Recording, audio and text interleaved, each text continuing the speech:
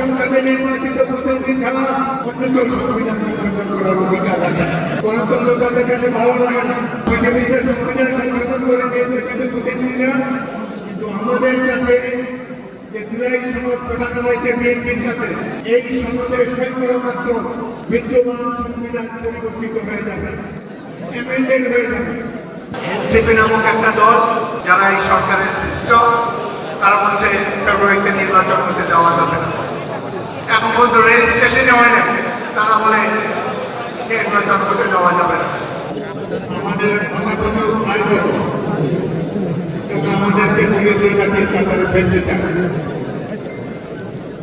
এই মুহূর্তে এই কথাটি বলতে চাই, আমাদের যে সম্পদ আছে, ইউরোপ আমেরিকার পরাশক্তি এবং যারা বহু মিলিয়ন মিলিয়ন ডলার যাদের রিজার্ভ আছে, তাদের চাইতে অনেক ধনী দেশ বাংলাদেশ। এই দেশে আবসাইদের মতো সন্তান জন্মগ্রহণ, নিরস্ত্র হয়ে গণতন্ত্র প্রতিষ্ঠার জন্য বুলেটের সামনে বুক পেতে দিতে পারে, এরকম উদাহরণ পৃথিবীতে বেশি নাই। এবং বিশেষ করে এইসব পরাশক্তি যারা গণধর্মে গর্বিত, তাদের মধ্যে তো মোটেই নেই। সুতরাং আমাদেরও গর্ব করার মতো অনেক কিছু আছে। 1971 মহান মুক্তিযুদ্ধ সংঘটিত হয়েছিল। এই সশস্ত্র যুদ্ধের শুরু করেছিলেন আমাদের নেতা তৎকালীন মেজর জিয়াউর রহমান।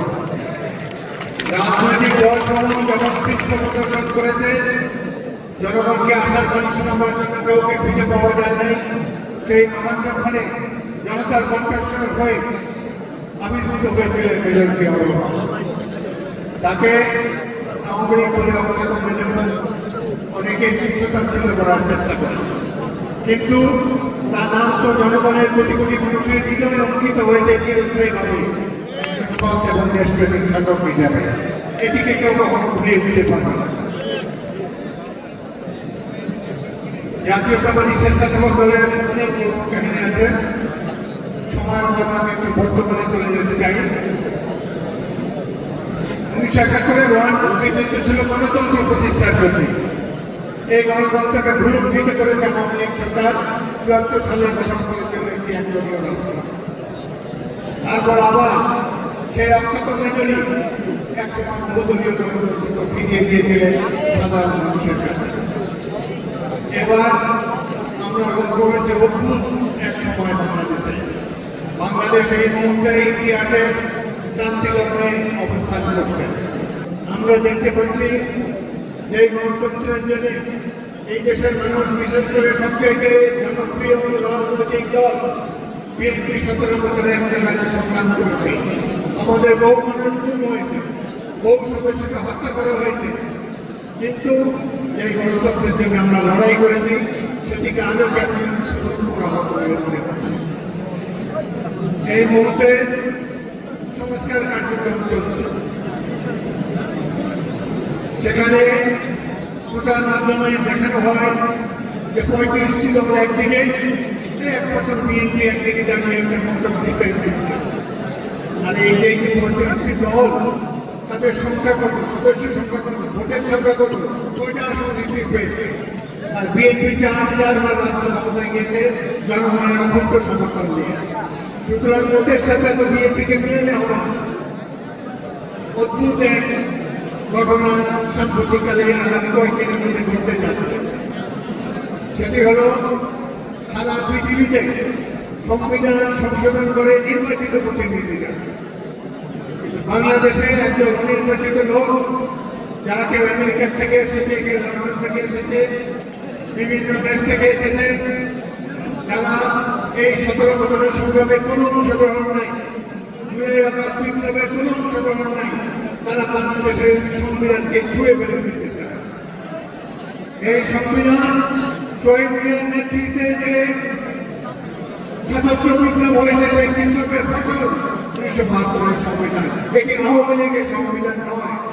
এই সংবিধানের প্রত্যেকটি রাজনৈতিক দল যারা ক্ষমতায় এসেছে সবাই সংশোধন করেছে। এখনো তো সংশোধন করার রাস্তা খোলা আছে। কেন মুক্তিযুদ্ধের মাধ্যমে অর্জিত এই সংবিধানকে ছুঁড়ে ফেলে দিতে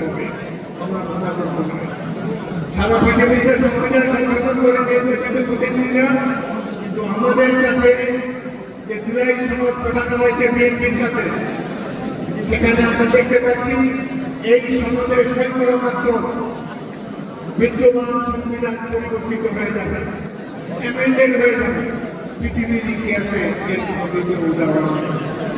আমরা আজকে দীপ্তকণ্ঠে সভা থেকে ঘোষণা করতে চাই, বাংলাদেশের জনগণের সর্বোচ্চ অভিপ্রায় রূপে সংবিধান সংশোধন করার একমাত্র অধিকার রয়েছে আগামী ভোটে যারা নির্বাচিত হয়ে আসবে।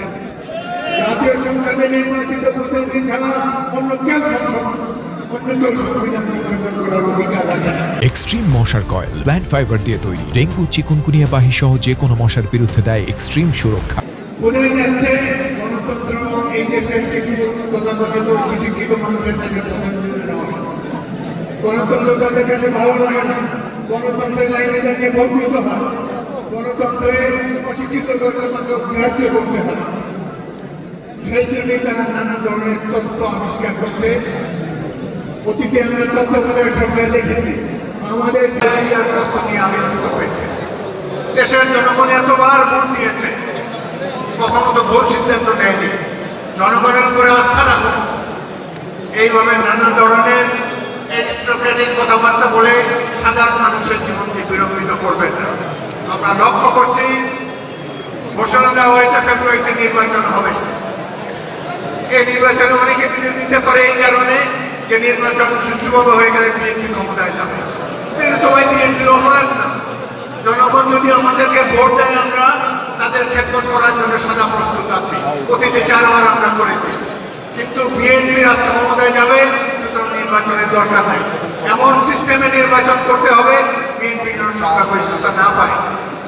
আমার এই কথা বলার উদ্দেশ্য, এখানে অসংখ্য সাহসী তরুণদেরকে আমি দেখতে পাচ্ছি। আপনারা যখন এই মিলনায়তন থেকে বাইরে যাবেন, বাড়িতে যাবেন, নিজের গ্রামে যাবেন, শহরে যাবেন, জনগণকে বোঝাবার দায়িত্ব আপনাদেরকে নিতে হবে। আমরা সারা জীবন ভোট দিয়ে এসেছি একজন ব্যক্তিকে, পার্টিকে নয়, কোনো সিম্বলকে নয়। আমরা যেই সম্বন্ধে যেই সিস্টেমে অভ্যস্ত সেই ধরনের সিস্টেম চাই। নিত্য নতুন সিস্টেম দিয়ে নির্বাচনকে দূরে সরে দেওয়া চলবে না। এনসিপি নামক একটা দল, যারা এই সরকারের সৃষ্ট, তারা বলছে ফেব্রুয়ারিতে নির্বাচন হতে দেওয়া যাবে না। এখন পর্যন্ত রেজিস্ট্রেশনই হয় না, তারা বলে নির্বাচন হতে দেওয়া যাবে না। অপর দল জামাতে ইসলামী, তারা এক অদ্ভুত কথা বলেছে। তারা বলেছে সাম্প্রতিককালে যে ঘোষণাপত্র দিয়েছে প্রফেসর ইউনূসের সরকার, সেখানে পাকিস্তানের জন্মকে গ্লোরিফাই করা হয়নি। আরে এত বছর আগের ঘটনা, বাংলাদেশের মানুষই তো ভোটের মাধ্যমে 46 সালে ভোট দিয়ে এই তৎকালীন পাকিস্তানের সৃষ্টি করেছে। আমরা পাকিস্তানের অংশ ছিলাম। সেই 47-এর সময় 46 সময় পাকিস্তান প্রতিষ্ঠার বিরোধিতা করেছিল বর্তমানে এই দল জামাত ইসলামী। এখন তারা 71-এ এই 47-কে গ্লোরিফাই করা হয় নাই বলে অভিযোগ করে এরা তর্কে তর্কে আছে। এই দেশে গণতন্ত্র প্রতিষ্ঠিত হতে দেবে না। একটা মৌলবাদী ব্যাকওয়ার্ড লুকিং রাষ্ট্র ব্যবস্থা প্রবর্তনের জন্য বাংলাদেশের জনজীবনে তারা দুর্ভোগ সৃষ্টি করতে চায়। এত বছর প্রথমে শুনলাম যে 1 বছর থাকবে, 2 বছর থাকবে। একজন উপদেষ্টা বলেছেন যে শেখ হাসিনা 5 বছরের জন্য নির্বাচিত হয়েছিল, তিনি মাত্র 2-3 মাস ক্ষমতায় ছিলেন, অতএব বাকি সময়টা আমাদেরকে পার করতে দিতে হবে। কোথায় শেখ হাসিনার সরকার, কোথায় এইভাবে আমি দামি নির্বাচন, কোথায় নির্বাচনের নামে প্রহসন। আর এরা জীবনে কোনো স্যাক্রিফাইস নেই বাংলাদেশের জনগণের জন্য। এই যে জুলাই আগস্টে বিএনপিরও তো 488 জন শহীদ হয়েছে। আমি যেখানে আমার বাড়ি লালমোহন উপজেলা, ছোট্ট একটি উপজেলায় 11 জন শহীদ হয়েছে জুলাই আগস্টের গণ অভ্যুত্থানে। এদের কেউ ছাত্র না, গরিব মানুষ, তরকারিওয়ালা, মুদি দোকানদার, রিক্সাওয়ালা, প্রাইভেট ফার্মে চাকরি করে। এই ধরনের 11 জন জীবন দিয়ে গণতন্ত্রকে প্রতিষ্ঠা করেছে। আর তারা এখন এলিটিজমের খোঁজে রয়েছে। কিভাবে ক্লিয়ার হবে, সংখ্যালঘু হবে না আসন ভিত্তিক হবে, নানা ধরনের কুপ্রচার সৃষ্টি করে তারা নির্বাচনে বিঘ্ন ঘটাবার চেষ্টা করছে। সুতরাং আজকে এই স্বেচ্ছাসেবক দলের যারা গর্বিত সদস্য, তাদের উদ্দেশ্যে বলবো, আপনারা ফিরে গিয়ে গ্রামের গ্রামান্তরে ছড়িয়ে গিয়ে আমরা গণতন্ত্রের জয়গান গাইতে চাই। ৭১-এ যে জন্য শহীদ জিয়া এবং বীর মুক্তিযোদ্ধারা জীবন দিয়ে একটি রাষ্ট্র প্রতিষ্ঠা করেছে, সেই রাষ্ট্র সেই সংবিধানকে ছুঁড়ে ফেলার অধিকার কারো নাই। আমরা এমন একটি রাষ্ট্র ব্যবস্থা চাই যেখানে গণতন্ত্র সুপ্রিম থাকবে। এই গণতন্ত্রকে কেউ যাতে কোনোভাবে বিঘ্নিত করতে না পারে, সেটাই হোক আজকের দিনে আমাদের অঙ্গীকার।